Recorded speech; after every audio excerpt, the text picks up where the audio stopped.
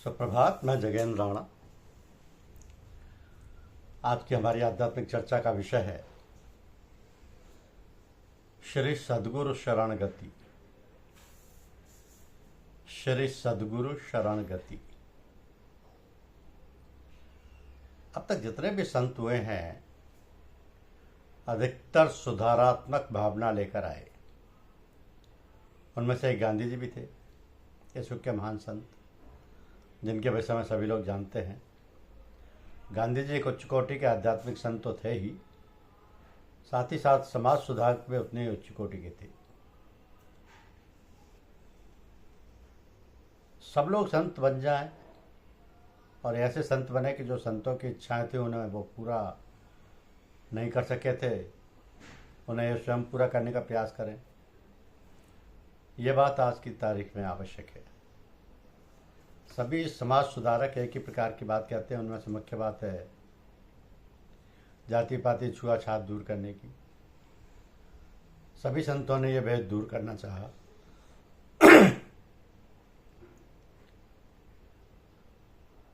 संसार के सभी प्राणी हरिजन है। गांधी जी ने यह नाम इसी भाव से दिया था, किंतु लोगों ने हरिजन को भी एक जाति बना दिया और उसे अछूत मानने लगे। परम संत महात्मा रामचंद्र जी महाराज ने इस बात पर बहुत जोर दिया और कहा कि हमारे आने वाली पीढ़ी इस काम को करेगी, इसलिए हम लोगों को ये सुधार करना ही है, अपने मन में ये परिवर्तन लाना ही है। ये तभी हो सकता है जब हम संत बन जाएं, क्योंकि संत का अभिप्राय है जहाँ ऊंच नीच छुआछूत का कोई भेदभाव ना हो। जो काम हम करना नहीं चाहते इसे दूसरों का बहाना करके अपनी कमजोरियां दूसरों पर लादते हैं। युग बदल गया, इसलिए युग के साथ अपने को बदल डालो। जैसा आजकल चल रहा है वैसा आगे चलने वाला नहीं है। दूसरी बात है दहेज प्रथा, ये भी बंद करना होगा। आंखें बंद करना और सिर झुकाना, पूजा पाठ केवल मक्कारी है यदि हमारे जीवन में कोई परिवर्तन या सुधार नहीं होता है। इसलिए आगे बढ़िए और अपने गुरुजनों का ऋण अदा कीजिए, और ये सब काम समाज के लिए करने ही आवश्यक होंगे। गुरु शब्द का अर्थ है अंधकार को दूर करने वाला, तथा जो प्राज्ञ यानी स्थित प्रज्ञ, श्रोत्रिय यानी कि वेदज्ञ, निष्पाप या पाप रहित हो, कामनाओं से शून्य हो और ब्रह्मवेत्ताओं में श्रेष्ठ हो, ब्रह्मनिष्ठ हो, ईंधन रहित अग्नि के समान शांत हो, अकारण दया सिंधु और प्रणत यानी शरणापन्न सज्जनों का बंधु हितैषी हो। ऐसे उन सदगुरुदेव की विनीत और विनम्र भाव से सेवा और भक्तिपूर्वक आराधना करनी चाहिए, क्योंकि सदगुरु पथ प्रदर्शक होते हैं। जिस बात का पता तुम प्रयत्न करके भी ना लगा सके, उसके मिलने की प्रक्रिया को उन्होंने तुम्हें बता दिया। इस कारण वह बहुत बड़े सम्मान के योग्य हैं। अतः शारीरिक सम्मान उनका उतना ही करना चाहिए जिसमें उनको कोई शारीरिक परेशानी ना होने पाए। बल्कि शरीर को गुरु नहीं समझना चाहिए, वह जो वस्तु है वही है। गुरु हर कोई व्यक्ति नहीं हो पाता जो अपनी सारी वासनाओं को बैठ चुका है, जिसके आचरण में कोई भी कार्य धर्म के विरुद्ध ना दिखाई दे, तथा जो सच्चरित्रता और सदाचार का आदर्श है, तथा हर क्षण परमात्मा में लीन रहने से उनके अंदर तद्रुपता आ गई है, ऐसे महात्मा गुरु कहलाते हैं। अथवा वो शिष्य जो मनोमय कोश में ऊपर पहुंचकर और उससे भी आगे विज्ञानमय कोश में पहुंचकर यथार्थ ज्ञान प्राप्त कर संतुष्ट हो जाता है, तब उसे प्रथम आदेश गुरु पद प्राप्त होता है। तो गुरु शिष्य को बुरे मार्ग से हटाकर सतमार्ग पर लगाता है तथा सत्कर्मों की शिक्षा देता है। अब गुरु तीन प्रकार के होते हैं: प्रारंभिक गुरु, सदगुरु, समर्थ गुरु। प्रारंभिक गुरु प्रतिक्षण परमात्मा में लय रहने के कारण जिनके अंदर तद्रूपता आ गई हो, ऐसे महात्मा गुरु कहलाते हैं। सदगुरु उपासना या साधना के समय गुरु या शिष्य दोनों के व्यापार बंद रहते हैं, अथवा मन बिल्कुल शांत और निर्विकल्प रहता है।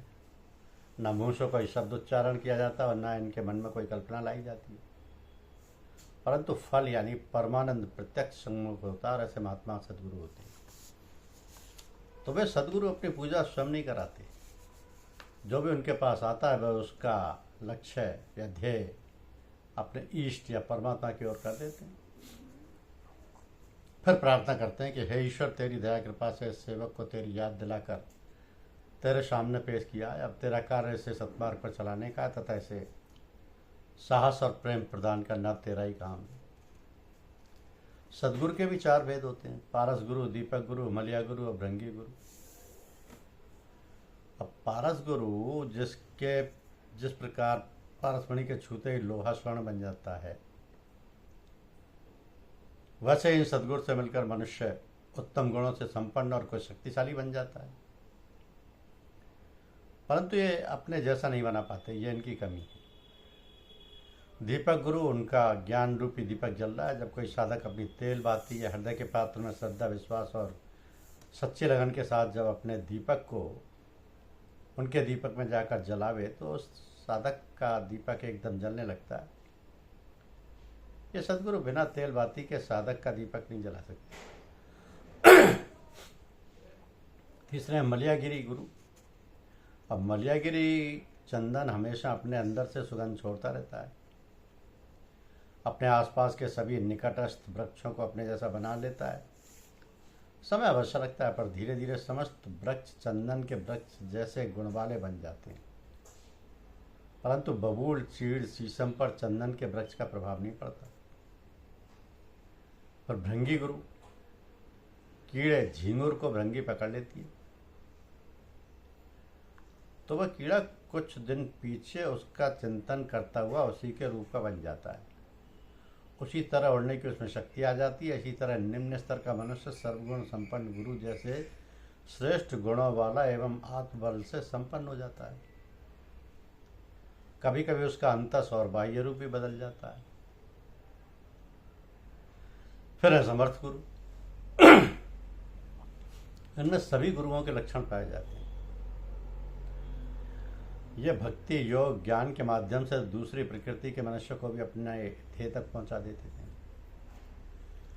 इनका सभी आध्यात्मिक शक्तियों पर अधिकार होता है। ये समर्थ सदगुरु किसी अधिकारी और अनाधिकारी किसी भी मनुष्य को खाली नहीं छोड़ते और स्वभावतः सबका उपकार करते हैं।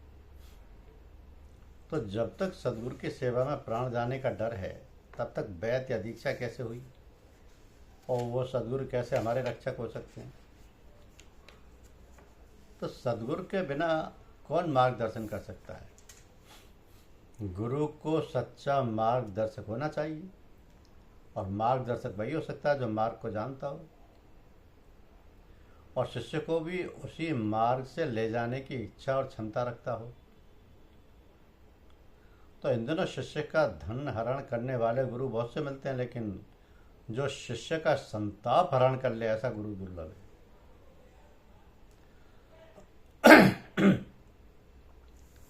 तो सदगुरु के पास पहले तो हम बैठते नहीं, और यदि बैठते भी हैं तो हमारा मन घर और बाहर के कामों में लगा रहता है। उनकी वाणी या उपदेश को हम जीवन में सक्रिय स्थान नहीं देते।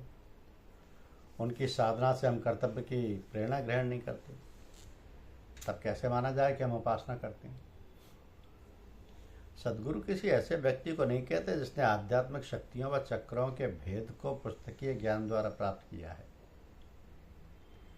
बल्कि उसका उद्देश्य ऐसे पूर्ण पुरुष से है जिसने अभ्यास करके अपनी आध्यात्मिक शक्तियों को पूर्ण रूप से जागृत करके परमात्मा का साक्षात्कार कर लिया है। अब गुरु की वाणी या उपदेश को बिना विवाद किए हुए, बिना रोक टोक के सुनना तथा पालन करना चाहिए। इसी में श्रेष्ठता है। सदगुरु 2 प्रकार से कार्य करते हैं। एक वो जो स्वतंत्र है, यानी सुधार के समय जब वो ये देखते हैं कि लोग कुकृत्य और बुरी आदतों को नहीं छोड़ते, बल्कि समझाने पर और अधिक करने में तत्पर होते हैं और समाज और दुनिया को बिगाड़ने पर तुले रहते हैं। तो उन्हें ईश्वर की तरफ से अधिकार है कि वह उन्हें दंड दें और उन्हें नष्ट कर दें। तो यही लोग अवतार की श्रेणी में आते हैं।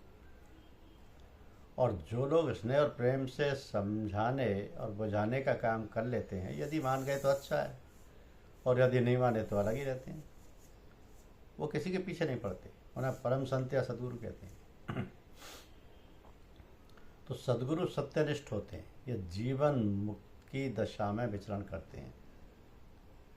वो शब्द अभ्यासी होते हैं, वह शब्द और अभ्यास के द्वारा आंतरिक चक्रों को जगाते हुए वो शक्तिपात के द्वारा अपने शिष्यों को आध्यात्म पथ पर अग्रसर करते रहते हैं। तो सदगुरु के वचन को ग्रहण करने योग्य होने के लिए साधक का हृदय और मन पूर्ण रूप से शांत होना बहुत जरूरी है। शांत मन और हृदय के साथ गुरुदेव के साथ लौ लगाएं। गुरुदेव के साथ लौ लगाए रहने से उनके वचन सुने जा सकते हैं। सदगुरुदेव हृदय की गुफा के अंदर बड़े ही धीमे स्वर में बोलते हैं। अतः दुनिया के झंझटों के बीच अशांत मन वाला साधक उनकी धीमी आवाज को कभी नहीं सुन सकेगा। तात्पर्य यह है कि दुनिया के चिंतन से अपने हृदय को खींचकर सदगुरुदेव की ओर लगाना चाहिए। बाहर के हजार झंझटों के आने पर भी सदगुरुदेव की ओर अपने मन को लगाने पर ही सदगुरुदेव के वचन को सुनने और ग्रहण करने की क्षमता प्राप्त हो सकती है। तो सदगुरु के सेवा का अर्थ यह नहीं कि मानव संसार से विमुख हो, संसार के लिए कुछ ना करे, ये सोचना भूल है। संसार का कोई कार्य ना किया जाए, उससे संबंध ही ना रखा जाए। संसार से विमुख होने का अर्थ है कि संसार में रहते हुए संसार के सारे कार्यों को करते हुए उनसे लिप्त ना हुआ जाए। सदगुरु के पास नीच यानी निम्न पुरुष की तरह रहे, जिससे अपने शरीर से सदगुरु का धोखे से भी निरादर या तिरस्कार ना हो जाए। नम्रता, सरलता और जिज्ञासु भाव से उनके पास रहें और उनकी सेवा करें। अपने आप को उनके समर्पित कर दें और उनके अधीन हो जाएं। तो साष्टांग दंडवत के प्रणाम द्वारा अपना शरीर और सेवा से अपनी वस्तुएं उनके अर्पण कर दें, जिससे वह प्रसन्न हो। वैसा काम करें। उनकी प्रसन्नता प्राप्त करनी हो तो अपने आप को सर्वथा उनके अधीन कर दें तथा उनकी आज्ञा के अनुकूल काम करें। यही वास्तविक सेवा है। सदगुरुदेव की सबसे बड़ी सेवा उनके सिद्धांतों के अनुसार अपने जीवन को बनाना है। कारण कि उन्हें सिद्धांत जितने प्रिय हैं उतना अपना शरीर प्रिय नहीं होता। सिद्धांतों की रक्षा के लिए वे अपने शरीर को सर्वथा त्याग कर देते हैं। इसलिए सच्चा सेवक उनके सिद्धांतों का दृढ़तापूर्वक पालन करता है। केवल परमात्म तत्व को जानने के लिए विनम्र भाव से, सरलता से सदगुरुदेव से प्रश्न करना चाहिए। अपनी विद्वता दिखाने के लिए अथवा उनकी परीक्षा लेने के लिए उनसे प्रश्न नहीं करना चाहिए। उन महापुरुष को परमात्म तत्व का अनुभव हो गया हो, वे उन्हें धर्मशास्त्रों का भी अच्छी तरह से ज्ञान हो। ऐसे तत्वदर्शी महात्मा के साथ ज्ञान प्राप्त करना चाहिए। यदि गुरु शास्त्रों का तो ज्ञाता हो पर तत्वदर्शी ना हो तो उनकी बातें उतनी ठीक नहीं होंगी कि जिससे श्रोता को सुनते ही ज्ञान हो जाए। ये बातें सुना सकता है, वो बातें सुना सकता है, पुस्तकें पढ़ा सकता है, पर शिष्य को बोध नहीं करा सकता। इसलिए सदगुरु को तत्वदर्शी और ज्ञानी दोनों होना जरूरी है। उन महापुरुष को परमात्म तत्व का अनुभव हो गया हो, वे उन्हें धर्मशास्त्रों को भी अच्छी तरह से ज्ञान हो। ऐसे तत्वदर्शी महात्मा के साथ ज्ञान प्राप्त करना चाहिए। धन्यवाद।